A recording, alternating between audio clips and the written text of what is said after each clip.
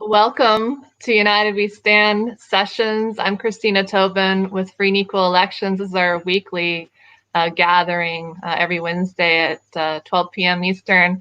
This week we have someone I can call a friend. Man, how I met you was pretty epic. Backstage at Red Rocks Amphitheater. Feels like 10 years ago. Doug Redhill, Panetta, welcome to United We Stand sessions. Oh, thank you, Christina. Thank you, friend. Appreciate it. Beautiful. Beautiful. Well, for those of you who don't know, Redhill is an activist, really on the front line. He was with Standing Rock. And I was actually listening to a few podcasts and interviews and learning more about growhemp.com and the correlation of that between our world and hemp and how important that is. But I wanted to allow you to just have a conversation today and introduce yourself to our viewers that may have are meeting you for the first time. Welcome, Doug. Yes, thank you. Thank you, everyone. Yeah, I have, it's been a journey, as with all of us. So I'm mixed. I'm Apache, Kiowa, and Spanish. And, I was disconnected from my roots for a very long time growing up. But I also grew up in the Army as an Army brat. We moved all around the world. And it started out early when you are in a place like that and you're traveling like that. And the first thing I noticed was, a lot of the people who get recruited into our armed services from the United States, they come from poor, disadvantaged backgrounds. That's where they recruit to. And so a lot of my friends were, Black, Puerto Rican, people of color. And even though I'm Apache, Spanish, Kiowa, I got the lighter side of the Spanish coloring. Most of my relatives are, people of color for sure, and they look like that. And so early on, I remember that we went into a store, and when we were living in Germany is about 2 to 4 years behind anything that was happening in the United States. So movies or books, just anything that's happening here, we're 2 to 4 years behind. And I remember, that was also the time, a little pre-internet and some of that. And when we were going around, a big thing for us kids was when comic books came out. Again, we got them 2 to 4 months, or a couple of months, behind most other places. Yeah, we would go into the store with our parents and we would get these comic books, and everybody, it was a big thing when it came out. And I remember one time we were on our own, just me and our little pack of friends roaming, the military base. And when we were going to the store, I'm like, hey, this is the comic book day. Like, they're out. Let's go buy the new comic books. And my friends all of a sudden turned different. And they're like, no, we shouldn't do that. And I'm like, well, come on, let's go. We're here. We're miles away from home. We're on the military base. Let's go do this. And they're like, no, we can't. Let's just go home. And the mood changed. And I convinced them to go in against all their hesitation. And it was one of the first times I had witnessed just abject racism. The manager of the store came over, not to me, even though I was in the group of us, but to them. And he said, you need to go home right now. You need to get out of my store. You need to put those down. Let me open your jackets. Let me see what you stole. And everyone, Black and Puerto Rican friends, were stripped down, checked under their shirts, everything, just to make sure to see what they had stolen. Everyone except for me. And then the world rushed into my awareness at that time, and all of these different instances that I had witnessed or been a part of kind of came in. And that was kind of the start to my understanding of what my family and my friends were going through. And at that point in time, I was too young to do anything about it then. But as time grew on, that's what activated me into activation. And I think that's what happens with a lot of activists is there comes a time when there's an injustice. And then that injustice has a catalyst moment. And then that catalyst moment turns into a clarion call to action. And over a period of time, those elements started to come into my life. And then I became empowered, however that comes along for people.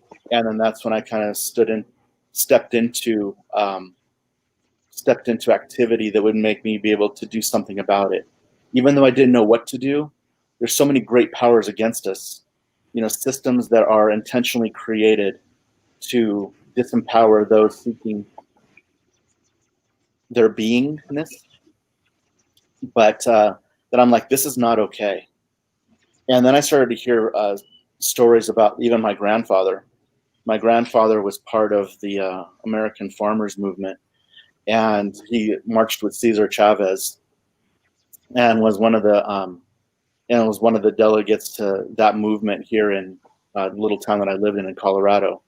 And then I realized, like, okay, my goodness, kind of is a big, it's a heritage, so to speak, about kind of helping people and helping us all when injustice rises up. So part of that also was the journey of just kind of finding my way in the world and just trying to just make a living. And I went to art school for sculpting and painting, but one thing led to another, and it turned out that I ended up owning a small little marketing company coming out of art school for whatever reason. And that kind of led me into the a world of marketing, advertising, and the world of business, entrepreneurship, which led me into eventually corporate business development consulting over a period of decades. And then I did that, and I learned a lot of interesting things about that part of the world. When you're in marketing and advertising, you're watching people manipulate other people. But there's a difference between when you're manipulating somebody and when you're educating somebody and you've got their best interests at heart to help them find solutions to problems that they have in their life. And right around that time is when I was pretty disenfranchised from the entire way that the world was set up. And in that way, and that's when Standing Rock, the spark of Standing Rock lit, ignited a fire, and that fire turned into a forest fire. And that's where I really saw that, the powers that be, they can blow out a single flame, but they can't blow out a forest fire. And that's when I'm like, I'm done with this corporate world. And I jumped out of that, and I just gave into the land and found a better way and a good way. And part of that idea was my brother has a foundation called Lakota Way. You can find it on lakotaway.org, Doug Goodfeather. And it's an amazing organization.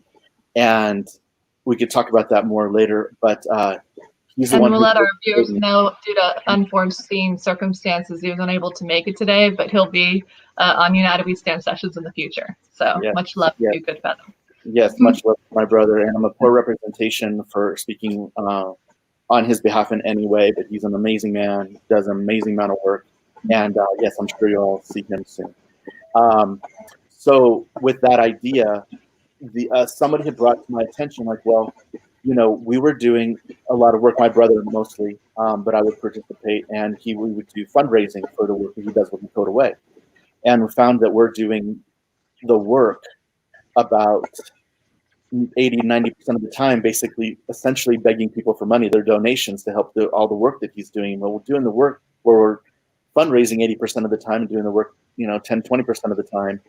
And I'm like, wait, I'm in business development. We can create streams of revenue. But when you do things in a Native American way, an Indigenous way, a way that your nature-based spirituality, there is kind of this,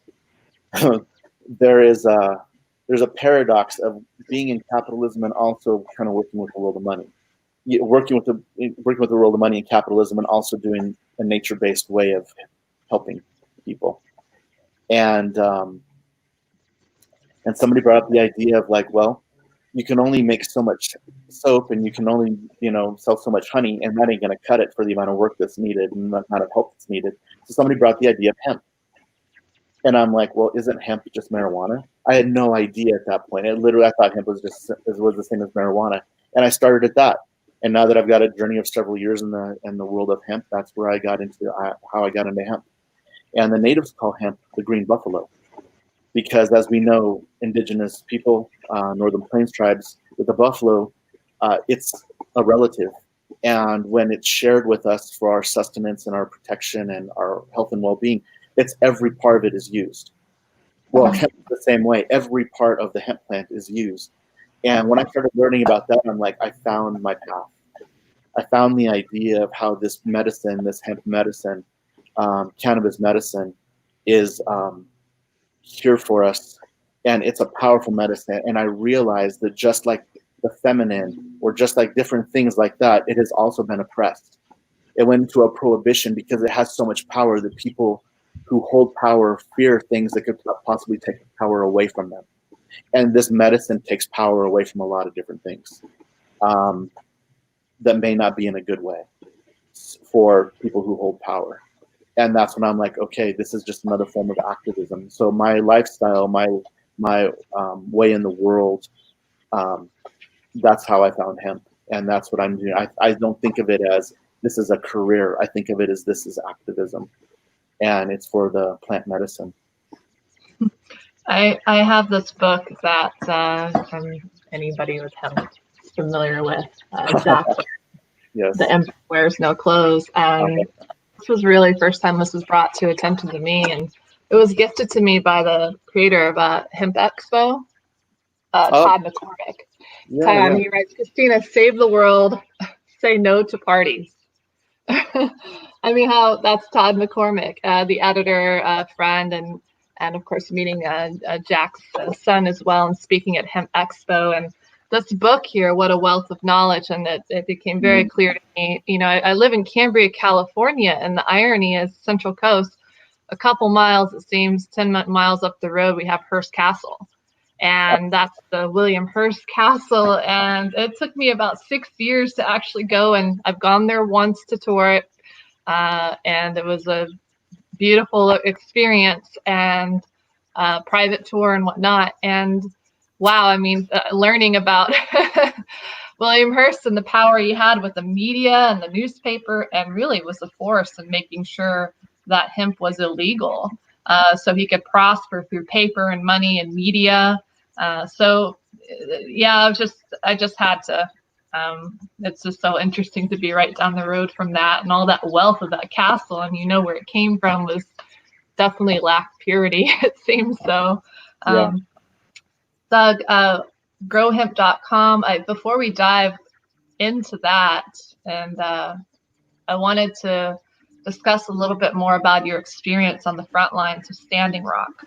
I know we've had some discussions of the chaos there, but also the beauty of Standing Rock coming from a place of prayer, which really set it apart from really any and all other gatherings, and whether it's really a protest or more of the people uniting for what's right. So what was your experience there on the grounds and seeing the people? And I think I recall you having to deal with the feds or the FBI, and whatever you would like to share with our audience, please do.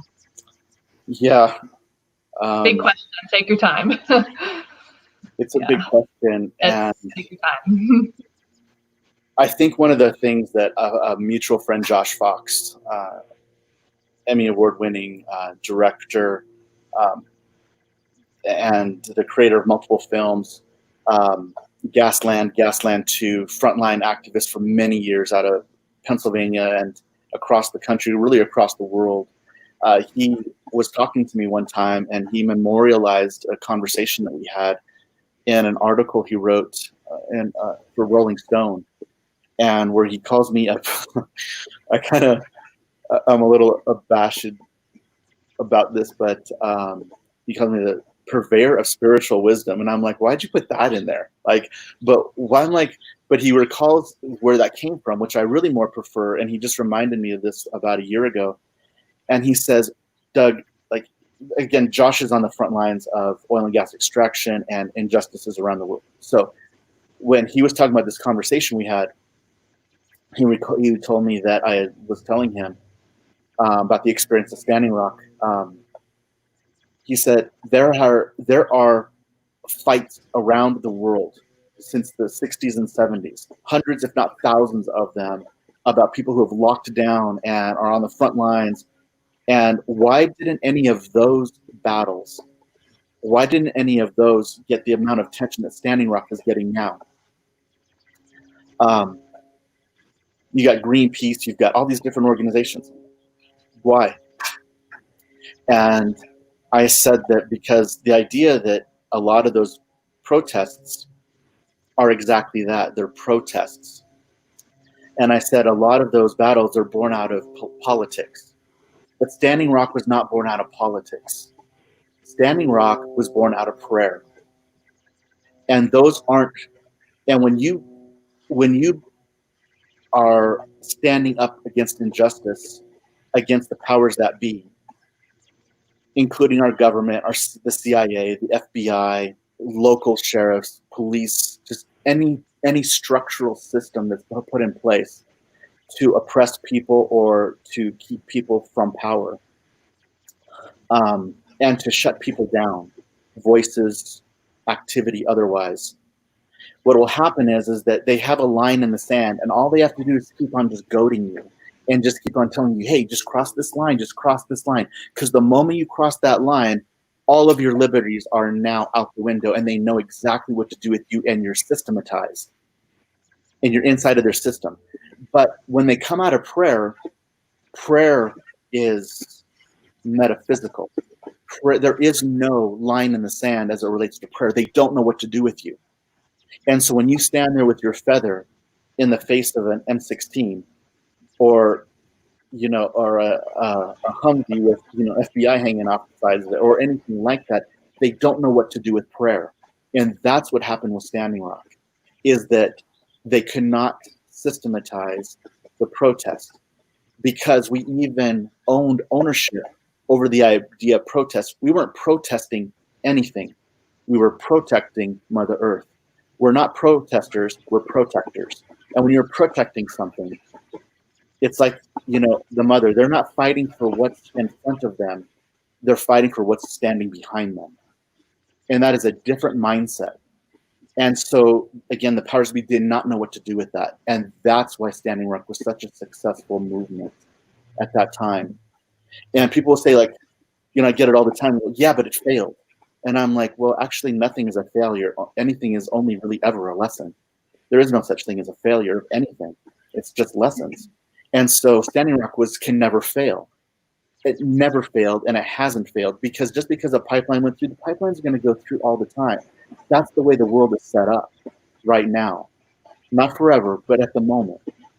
And it wasn't that it failed in any way whatsoever. It's just when they kicked out that sacred fire and they put it out, all they did was just pick up the sparks that traveled around the world to teach the world how to do this in a better way and in a good way.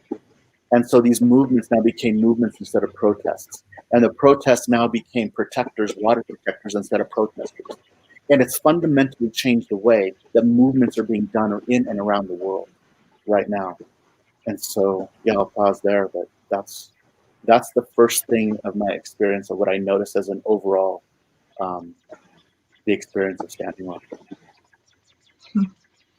And I have to say, personally, having met tens, maybe hundreds of thousands of people in different bubbles, from elections to technology and the spirituality and indigenous being of a whole, not even just native, right? Of a whole together. You and Goodfeather, I feel, and a connection with both of you more than most. And I see you both as mentors, and I've learned so much from you, and I know just on the surface or maybe a little beyond level of what I yearn to learn one-on-one when I come to Colorado and just sit and taking it all in.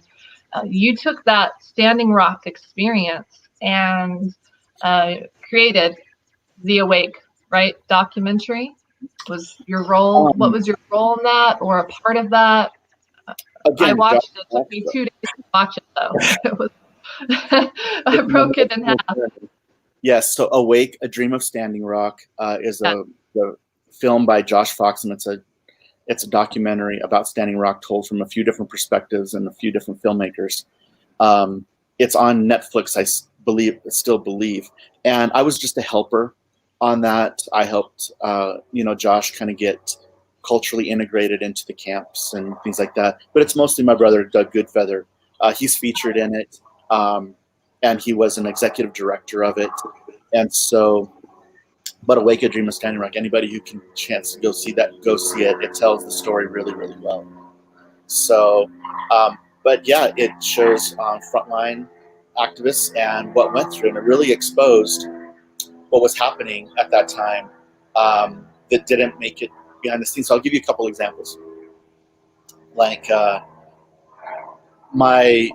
myself and my nephew, Josue Rivas, and you can find Josue. He's an amazing being.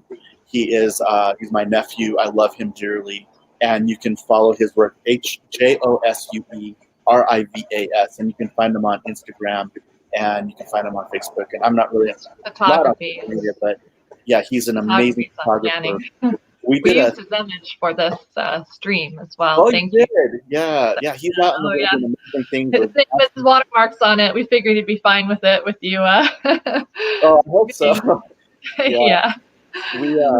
Josue is an amazing, just documenting life and really putting the imagery and the storytelling in the hands of Indigenous people to tell their own stories instead of people trying to tell their stories for them. And he's an advocate in that in a big way. Hey, Josue, love you. Have him on in the future for United Way Stand. God. Yeah, you must have him on. He's feeling that strongly. He's a visionary, true visionary. Yeah. But Josue and I made a trip. We knew, because we'd already been out there before together, and we knew that the journalists were getting shut down. What had happened is that within a 500-yard radius of Sheti Shakoi, the camp, the main camp, they had shut down all communications, cell phones, social media, everything was shut down. So what we were doing is we were filming and putting it on the cards or the drives, and then we would smuggle the drives out of camp, and then we would take them to the nearest cities that had not the local city, but some of the one's about 45 minutes, an hour, 2 hours away. We'd have to get them there and then upload them to other organizations that were trusted organizations, and then they would post them onto their platforms. And so it was really an underground system and a guerrilla way of really putting together just guerrilla activism, on the front lines of how we would get the message out there. I watched different people, like it was just really amazing at what they would do to shut down what was being done. I watched National Guard and FBI and sheriffs, ripping the hides and the blankets off of sweat lodges and dragging grandmas out by their ankles. I watched bulldozers drop a bulldozer blade while the driver of that bulldozer smiled and waved at all the people as they bulldozed over their sacred burial grounds.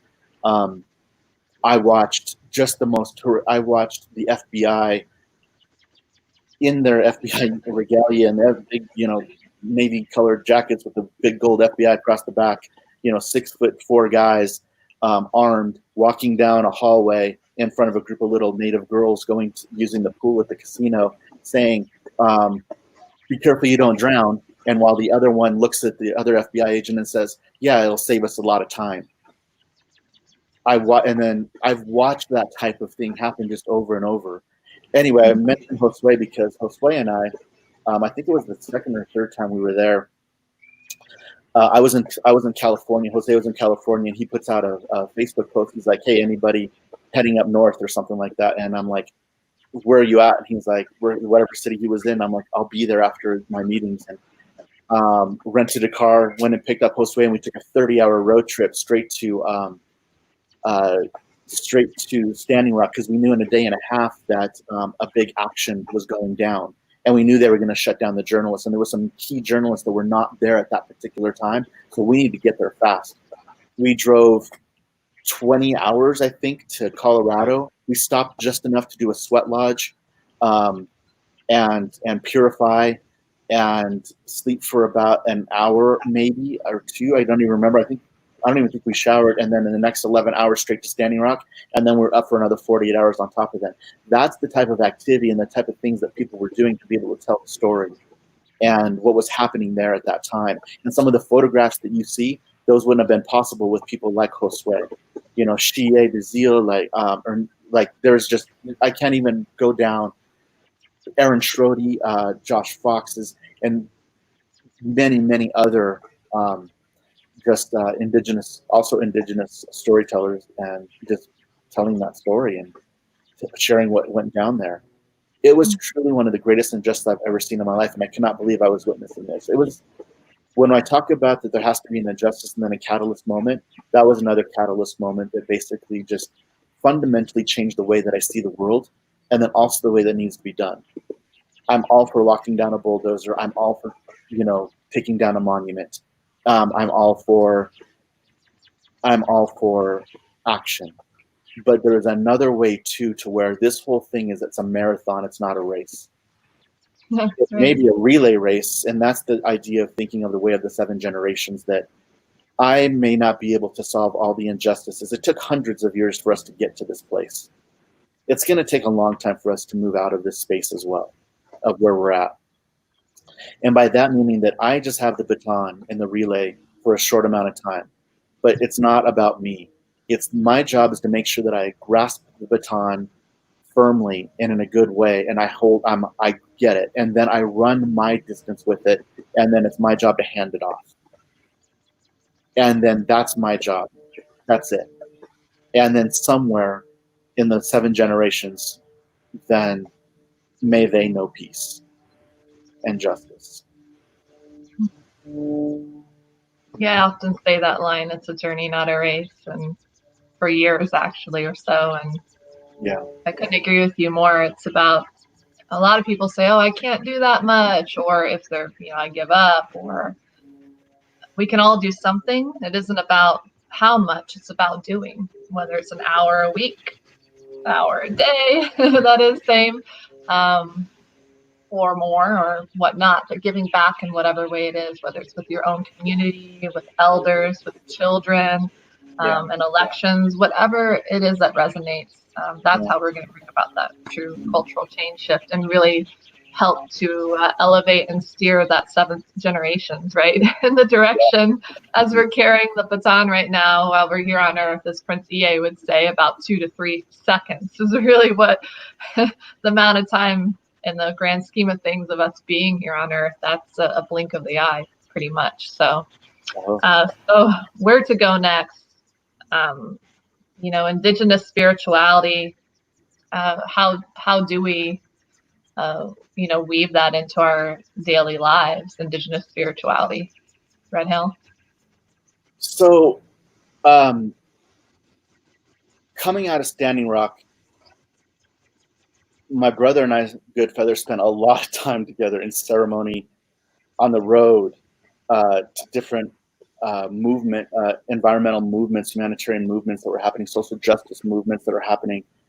And just out of that, we really talked about people fell in love with the Native American ways at Standing Rock. They wanted to participate, but they really couldn't, because they were very mindful of cultural appropriation and things like that. And my brother and I, during all this time that we were together, started formulating this idea that, and we'd already been talking about it for even years prior, but how do people find their own spiritual connection? Because really, as we know, it's all about, why do these things happen? Is because, well, greed and power are addictions. But there's a people that are not that way, and they're finding ways to become more connected. They realize, like, wait, I'm disconnected, and how do I return? And it's the idea of returning, and how do we use our experience maybe, and then help people return to their own nature-based spirituality.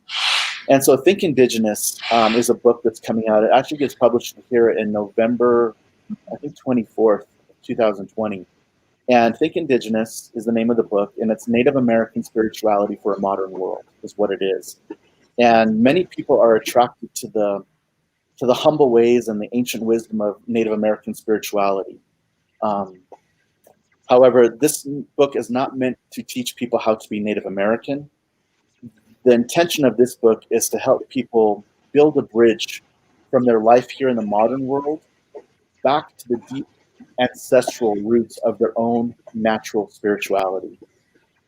In fact, if we were to journey back to our own earthly ancestral origins, each of us would discover a heritage and wisdom deeply rooted in whatever continent it came from. It doesn't matter if it's Africa or um, Asia, North America, South America, the island nations, the Arctic nations, and many, other lands that now only exist in myth and legend, right? So as authors, we're just helping people on a spiritual journey to make their connection using their own indigenous heritage, their own teachings, that type of way. And well, even though we may not all be Native American, but each one of us is indigenous to Mother Earth. And that's really the most significant thing about this particular book, is that we use Native American ways, teachings, mythology, metaphors, stories as just a launching pad to have that other people may not have that direct connection to where they can use these and hear about these as their own connection to wherever they come from. And then that's really all it is just that it's not, you don't need permission from anybody to have a direct connection with the Creator. You don't need anybody to give you, to absolve you of your sins or anything like that. There's no filter, there's no third party, there's no rule book or anything like that to have a direct connection with Creator God. It's just nature-based spirituality and understanding that we're not separate from nature, that we are nature. We are nature. In just that first part of it, like, I'm not observing nature, I am nature. And I know that's kind of, we can go off for a long time on just that one idea, but we are nature. When they say Mitakuye Oyasin, it's that is just a Lakota way of saying that not only we are all one, but all things are each other.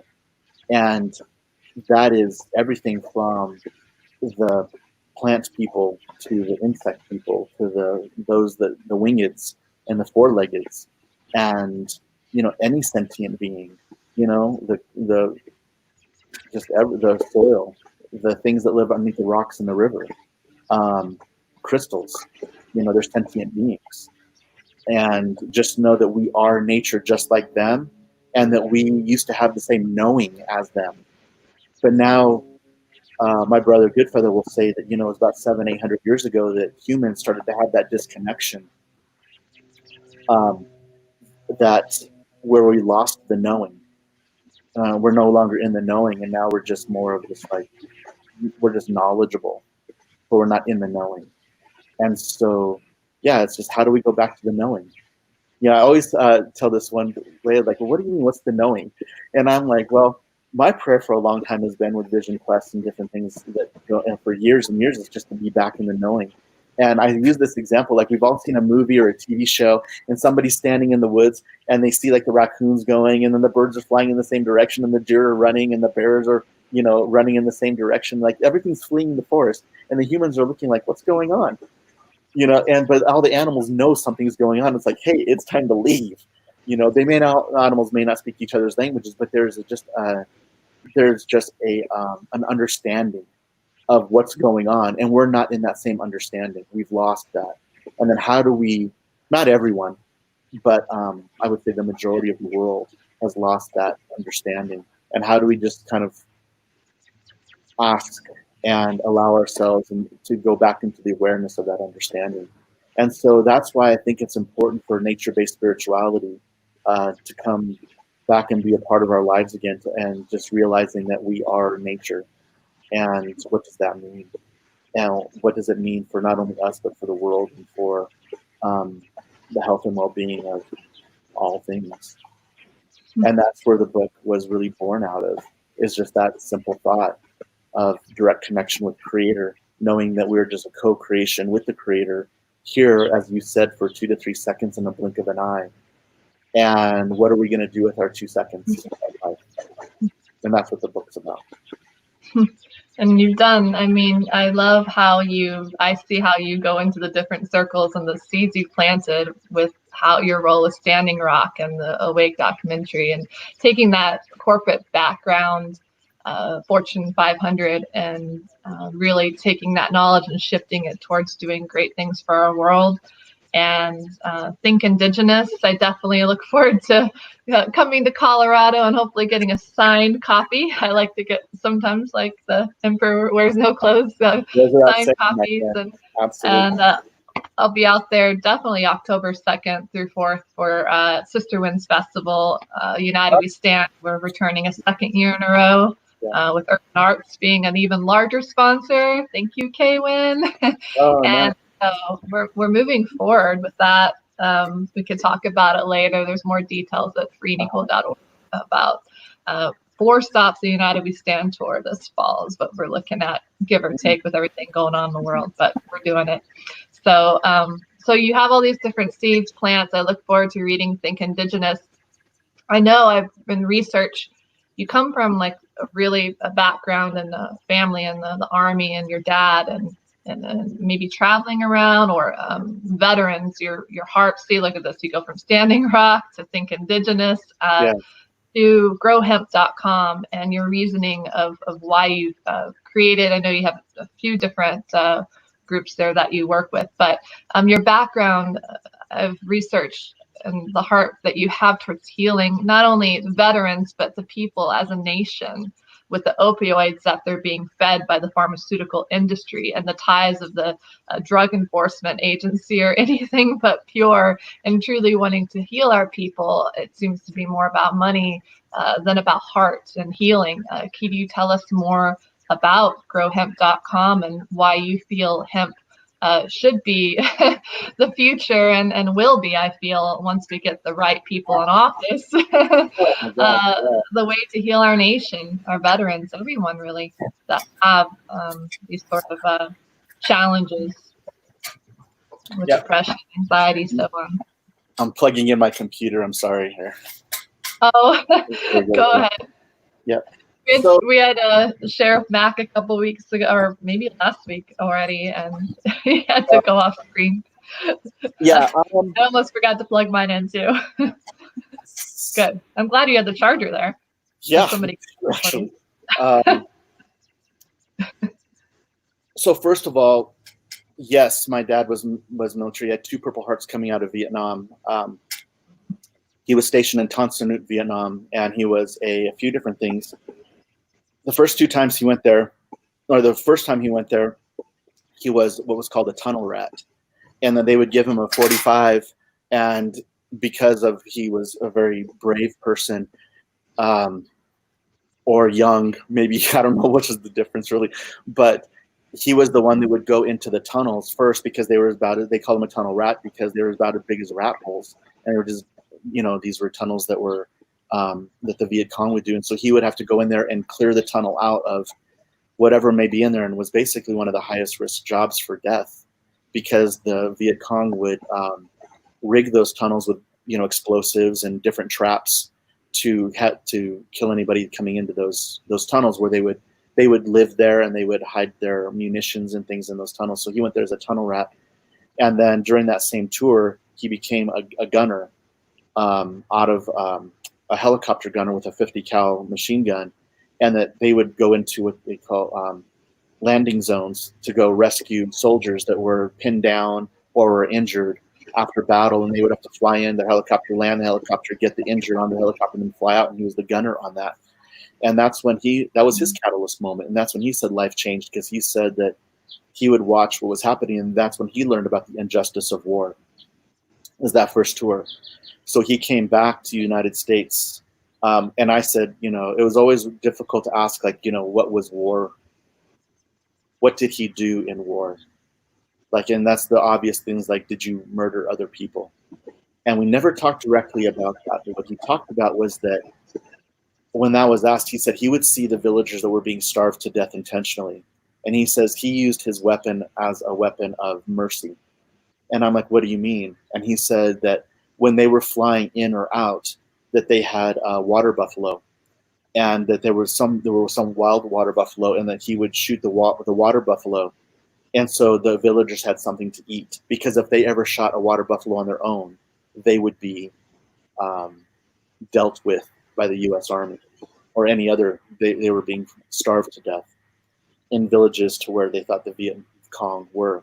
And so that's where I learned about when he would say like he was feeding starving people, and then he came back here and then he extended his expertise in the medical field, and then he went back as a medic to help people.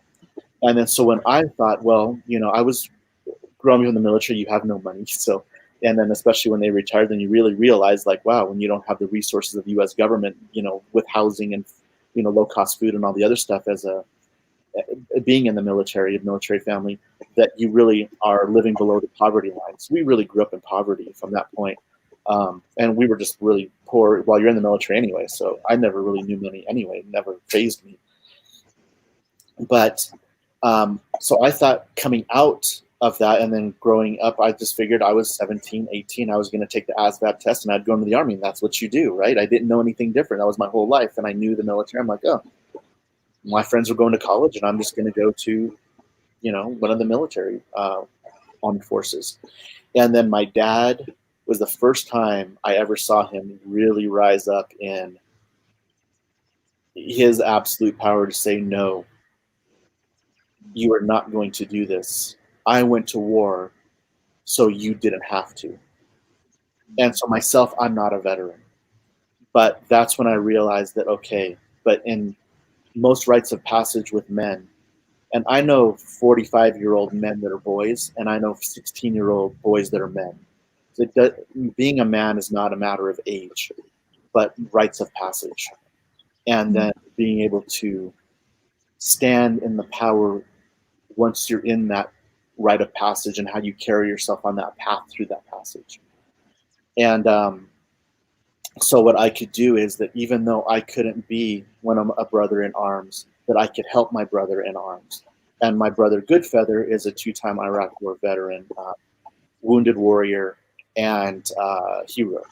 And so I've always had an affinity. I've worked with the Military of Order of Purple Hearts. I've worked with just other military organizations as well, still do, and just help what I can. Like right now, what I'll do is I go to the gyms and I will get their lost and found, and then I'll clean up the clothes and get everything ready, and then I'll take that down to some of the organizations in Denver. And then I know that a lot of those homeless are military. You know, that's something that I'm done currently. My brother does sometimes he'll do sweat lodges for veterans with PTSD through a certain organization, another organization he works with. And so we're both just kind of active. You do what you can when you can with what you have, right? And so that's just kind of where I just stand. I just step into that type of help, you know, when I can, where I'm at with what I have. And sometimes, yeah, so it's just different, just various things that I'll work with. And one of the things that I'm doing specifically with hemp is I have a product called Patriot Hemp. I own Patriot Hemp Company. And it's a 0 THC CBD to help with people with PTSD, anxiety, sleeplessness, pain, inflammation, things like that. And the CBD is just it's a true medicine. And so, and people in the military cannot have THC. Actually, people in a lot of state or federal ran organizations, whether you're a bus driver or a teacher or work at the DMV, or whether you're in the Army, Navy, Air Force, Marine, or Coast Guard, you cannot have THC in any way, and neither can your family if they live on a military base, cannot even be in the household.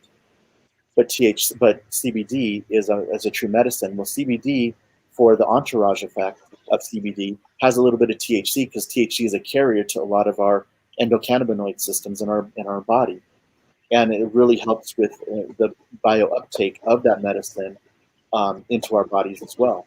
Well, since they can't have THC in any way because it's an immediate dishonorable discharge if they're ever tested, and THC shows up in whatever quantity, even if it's minuscule, even if it has no actual effect on anything, psychoactive effect in any way, even though that may not be the case, they can't have it. So I created a 0 THC CBD formulation for veterans, and that's again through Patriot Hemp Company. And that website is patriotcbd.org. Something's going on .com, but I'll get that later. But anyways, patriotcbd.org, you can see it. And there's also, because it's not just all about humans, we'll have our animal relatives. I created a line also for cats because they're kind of finicky, but they need CBD as they grow older too, pain, inflammation, arthritis, different things, and dogs as well. So that's another way that I just was able to be in service if I couldn't be, directly in the military itself. So yeah, that's the type of things that I just, again, all of us should just be thinking, and you, Christine, I mean, just even what you do, I watch you around the world doing the work that you do, and I just admire you, and I'm so incredibly proud of you and the work that you do, because I see you're always there without ego, on the front lines, doing what you do, where you're at with what you have, and with just always by lifting other people up. And I think that, you're a sister in arms and I'm a brother in arms in our own way, and how we do these things. And that's kind of my relationship with our military brothers. I mean, imagine a world to where someday we still have a military, but our military isn't murdering other human beings on different lands that don't belong to them. Maybe we send in the Marines to grow gardens, and we send in the Army to like protect forests, and maybe we send in the Navy to rebuild reef systems. Like, that's the type of military that I want in the future. See, it's just a perception that we are nature. And if our military is nature too, then they would be a military. They would protect and serve nature, not murder. And we just have it wrong. And that's part of our returning to our nature-based spirituality, is just thinking that way, as individual humans and as organized humans into groups and organizations. Wow, thank you for your kind words. And I'm a huge advocate and believer that you are who you surround yourself with, and that goes without saying. You and Goodfeather, meeting you backstage, I think it was 2014 or 15 at Red Rock Amphitheater, and kind of just somehow the people and connections brought me to the back room with Nako Bear, and I got to meet both of his moms. Oh yeah. But really, I found myself speaking. Hey nephew, watching. Hey Nako. Oh, much love, Nako. And it's been when I went in that room, I'm like, who are you? And Goodfeather. I found myself connecting with everybody, but especially the two of you, and it became very clear to me why Nako surrounds himself with both of you, and the evolution of where he was then and where he is now. I can't wait to see him 5 years from now. He's right. I see. I mean, so it'll come. He's a beautiful human being, that's for sure. And so just having met both of you there, and I'm big on, you are who you surround yourself with. And for me, I do follow through. The key is to follow through, show up, always show up. And wherever you can plant seeds of healing, and then that's your role there. And, you put that out in the world with everybody you surround yourself with. But also, I have to just say, the Free and Equal team, all of who you are, just growing steadily. What a joy it's been to work with all of you. And so thank you for that. It's the role of Standing Rock, is part of the process, right? Red Hill, I mean, you can say, oh, the pipeline was still built, but it's part of the process of a gathering of people coming together. And you can have even the Ron Paul movement and the independent candidates that have ran for office, or congressmen like Dennis Kucinich, or former Governor Jesse Ventura, and even Ralph Nader, independent, stayed to his ways, always independent. All have different ideas, but the common denominator is that they're all individuals of utmost integrity. They speak their truth. And so I see leaders of Standing Rock speaking their truth, and even not all, like with any group, but many leaders that are attracted to even Black Lives Matter right now, speaking their truth, though maybe the core of it, from what I understand, may not be pure of how it came about. It's still attracting so many pure people that haven't even been exposed to this, that are the Women's March, all these different groups, and so they're all part of the process, right? Red Hill, I'm seeing of really an idea of movement that's going to bring all of these things Oh, together. Yeah. That's the thing. So a quote I typically, I did kind of take it a little bit from Dr. Ron Paul. You know, he said, if we're ever going to bring about revolutionary changes, and I like to drop the R in revolutionary and go evolutionary, these are the two things that are going to need to be involved are youth and music. But I think another thing that's going to need to be involved, and you know this, I've already welcomed you and Goodfather with open arms, is through our United We Stand tour, it coming and starting from a place of prayer. The Lakota Way, it's really a close, beautiful friend of mine and spiritual woman, Linda, gifted me this Lakota handmade bracelet I wear quite often. And the Matakio Awesome, you know, the All Relations Creations, one of Nako's songs really resonates, as well as many other artists, Trevor Hall, Rising Appalachia, Mike Bronte. So we're winding down to the last 10 minutes, and I'd love to like close up on solutions and how we're going to unite our country, Red Hill. In 10 minutes, huh? Yeah, we'll come on again with Goodfather, and we could go beyond an hour. Well, since we're talking Black Lives Matter, you know, I'm not Black. You know, in my heart, I am. Yeah, but you know, I don't. That's not my experience in the world.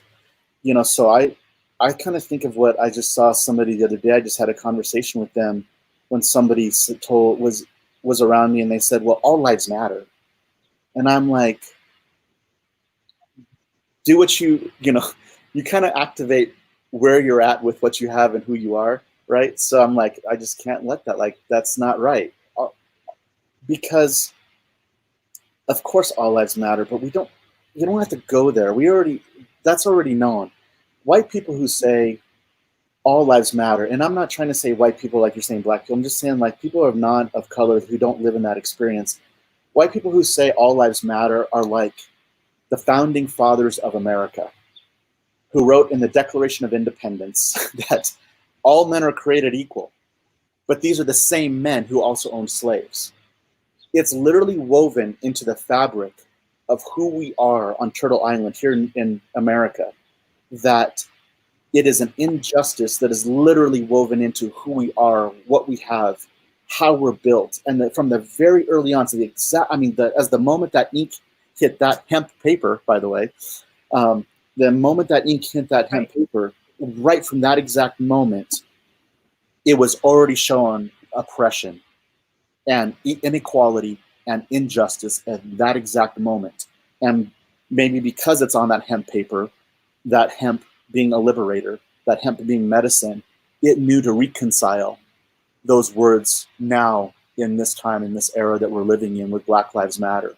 That Black Lives Matter is it's a clarion call to action that is basically dragging the racism and inequality into the light of day so that it may be healed. Because anything that is not of love will eventually find its way to the surface for healing. And that's what's happening right now. So yes, tear down the statues, melt them, throw them in the rivers, do that. Stand in solidarity with our Black brothers and sisters, mothers and fathers, and help find a way to reconcile, these ways. So whether it's through prayer or whether it's through direct action, it doesn't matter. It takes it all. It's the spectrum of activism and awareness of how healing begins.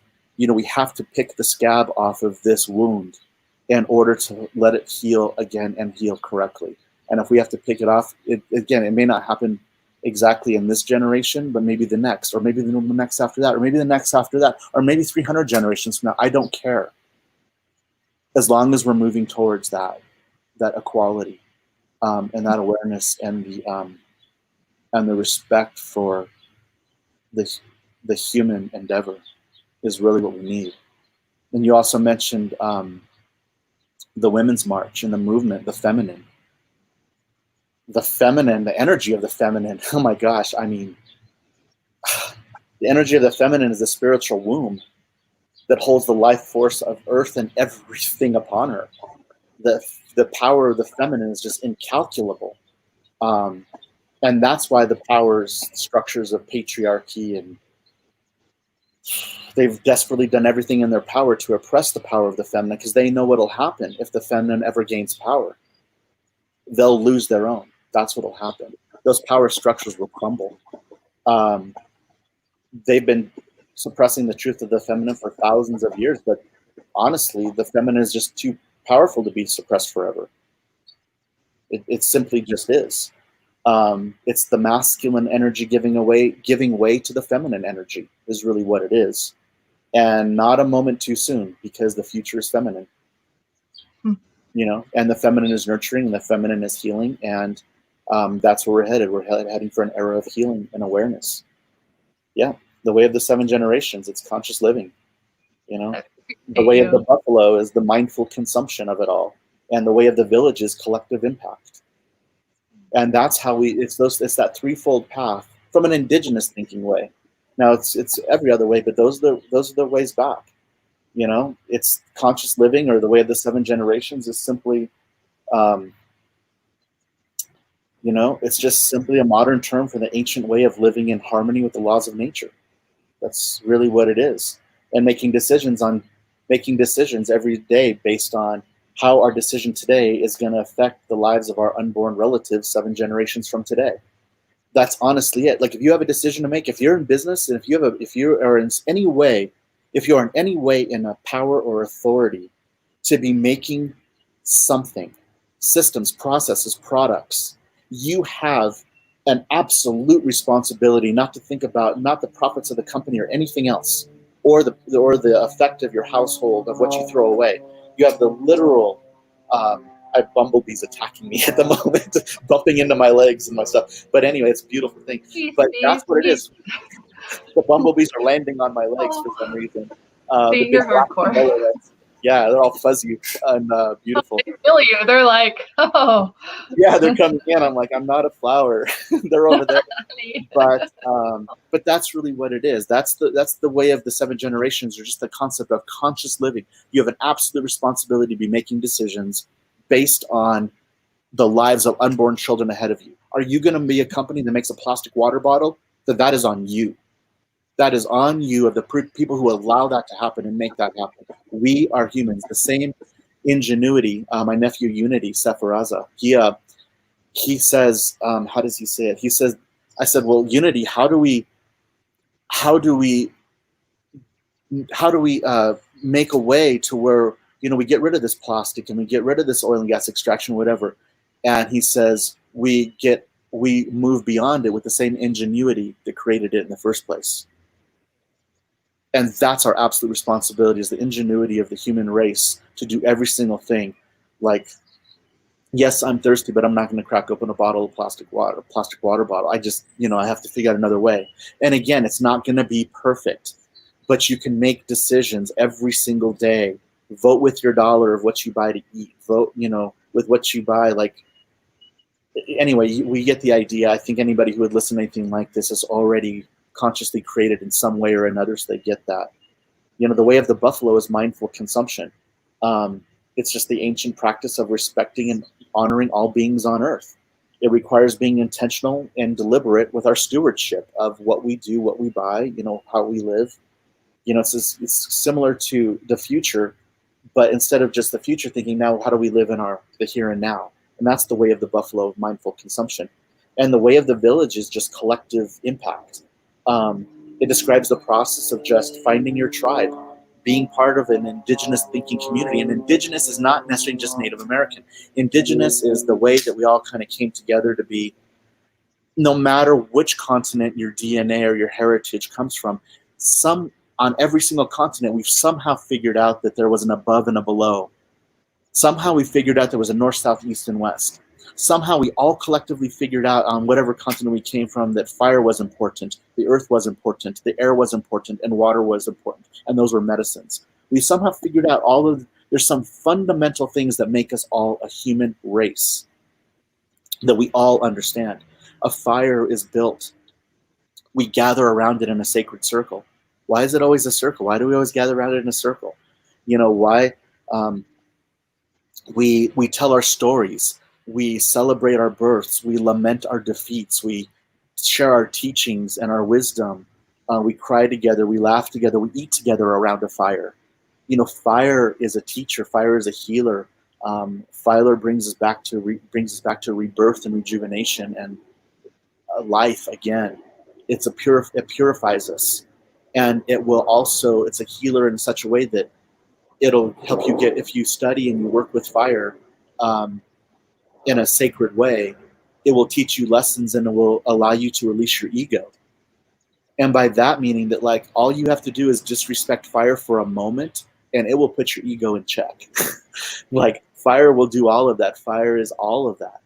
And that's one. We can go into air, we can go into water, we can go into the earth and just talk about those things. And it just goes on and on. But those are the fundamental things. We've all, no matter how many thousands upon thousands of years we go back in time, we all looked up at the sky, on a night and looked up at the stars, and we just contemplated our humanity and ourselves, and our place in the world and our moment in time. We just all have. And those are the things that connect us, no matter which continent. And that's what I mean by we're all indigenous to Mother Earth. And that's where we start. That's our way back. That's how, now in that 10 minutes or a little bit more of time, that's how we figured it out. So anyway. We think indigenous, right? We think indigenous, exactly right. That's how we do it. We think indigenous. I'm ready to learn a lot more about that from you and Father. So ready. I'm learning. Take it all in. I'm a beginner. The best right, thing are we all? Is realize that we're just all beginners, and that it's just there's a difference between intelligence and understanding. Lots of people are intelligent, but what do we really understand? And just because a true intelligence is just the ability to acknowledge that what we believe to be true, to question it. That's true intelligence. It's just to question our reality and to question our truth all the time. And that's when people are like, yeah, that's why Josh and Rolling Stone said I was a purveyor of spiritual wisdom. I'm like, no, like I don't know. I'm questioning my truth constantly. And that to me is powerful. That's just being a human being, and to like understand the space that I'm taking up in this world for this amount of time and what I can do with it. And wise and spiritual. Yeah, just how to live it. Yeah. It is. I just want to understand. That's it. I don't have to thoughts and exchange ideas, right? System just puts labels on it and makes us fearful of exchanging thoughts and ideas. But I go back to the words of Andy Babb, Laura, their song "Love Will Win." That song, we'll have them on United We Stand. Yeah. We've talked about that before. I love that. And so "Love Will Win." I saw them at an event in Colorado. My friend Bruce Winston put on through We Are Change, and "Love Will Win." That song, I hear a lot of songs, but I play it quite often for a reset. And love is greater than fear. So we're excited to have them on United We Stand sessions in the future. Handmade Moments and Samuel J. And I think Trevor Hall said he's down. So I'm like, all right. Yeah. So, but much love. Did you have a website you wanted to plug as we wrap up? No, I'm just kind of doing my thing. Go to LakotaWay.org. Learn more about my brother Goodfeather, his foundation. It's an amazing foundation. LakotaWay.org. LakotaWay.org. Start there. You can go to Spirit Horse Nation. Go to Spirit Horse Nation on Facebook. Spirit Horse Nation. We'll talk a lot about the book on there. The name might be changing once the book comes out. I'm not really sure. I have to talk with my brother Doug. It's Doug and Doug, by the way. If people are like, who's Doug? We're both Doug. And by the way, Red Hell and Goodfeather. No, we both laugh about it because we're like, from a native background, indigenous background, like, who looks down at a native baby and just looks and is like, I'm gonna name you Doug. It's kind of funny, but. Anyway, so we're both, yes, Doug and Doug, but go to Spirit Horse Nation on Facebook because we'll be posting a lot about Think Indigenous about there as it gets a little bit closer. And for those interested with who need all the benefits of CBD without the effects of THC, go to patriotcbd.org. That's another one. Again, I don't have to really plug anything. These are just some helpful resources. Like I said, I'm just kind of doing my thing, and yeah, just kind of walking my way in the world, I suppose, walking in prayer.